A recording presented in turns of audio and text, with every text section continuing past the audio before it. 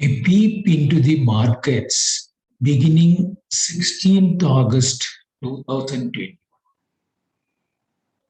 Week over week, the indices as well as most of the price levels have indicated little volatility. However, Monday morning in the eastern markets saw a huge sell-off in gold and silver when the European markets were still asleep.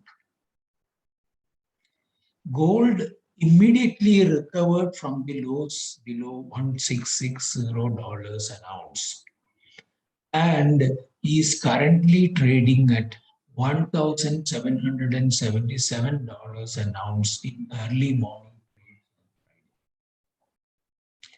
Silver also recovered sharply on Monday morning and is currently at around $24. So, whether the intended seller achieved his objective covering the short is a question that is being.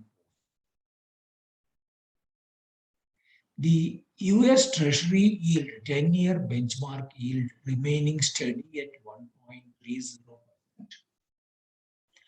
And the comfort coming to the investors that the tapering by the US Fed may be delayed is translating into some support for the stock indices abroad. The Brent crude is also steady at 71.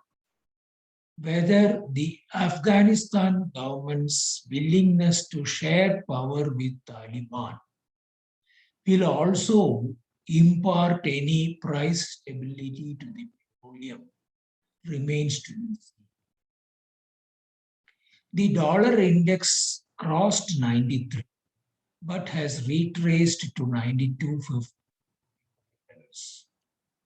Indian rupee closed on Friday at 74.25 against the dollar. And the government's forex reserves rose by $1 billion to $621 billion. In the coming week, the chances of rupee appreciating to 2024 cannot be ruled out. The Nifty closed at 16,529 and the Tata Steels posted impressive quarterly results. Quarter over quarter, the top line has improved by 6.5% and the operating margins have also improved.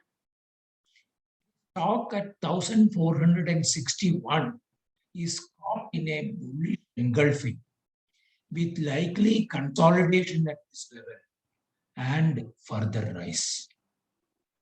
JSW Steel is also buoyant at 7%. Cement sector has also reported